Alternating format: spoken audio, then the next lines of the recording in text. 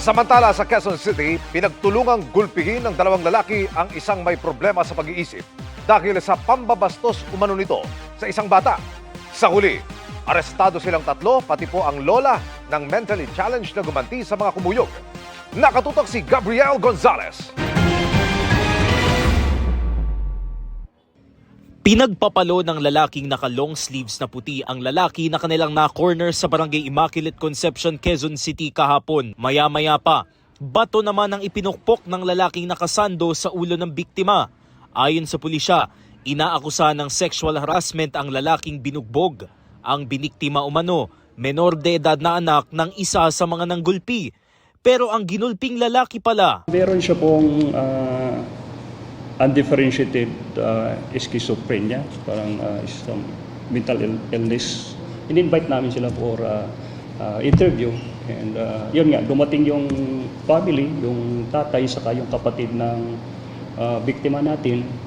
And willing naman sila na to file a complaint. Kaya doon namin in-arrest yung dalawa.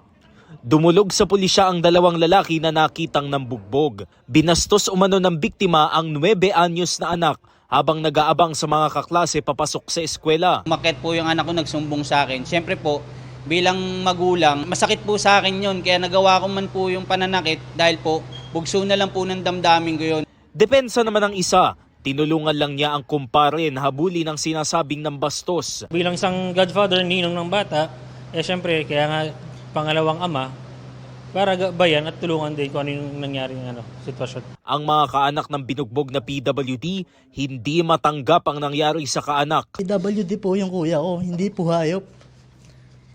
Nagkulang po kami pero sumobra po kasi sila eh. Ang sakit po sa damdamin, hindi po namin matanggap talaga. Meron naman ho tayong mga ahensyang pwedeng dalan. Pwedeng dalhin sa barangay, kung saan sa barangay. Kasi ang barangay pwedeng maghatid dito sa Station 10 sa kapulisan para silang pumalo ng aso. Nang magkita-kita sila sa Kamuning Police Station, hindi napigilan ng lola na saktan ng dalawang lalaki.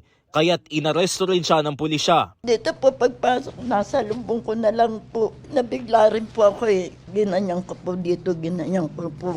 Iniisip ko yung apo ko, paano nila ginulpe, paano nila binugbog. Inaresto rin ng pulisya ang lalaking binugbog dahil sa reklamong paglabag sa Republic Act 7610 o child abuse.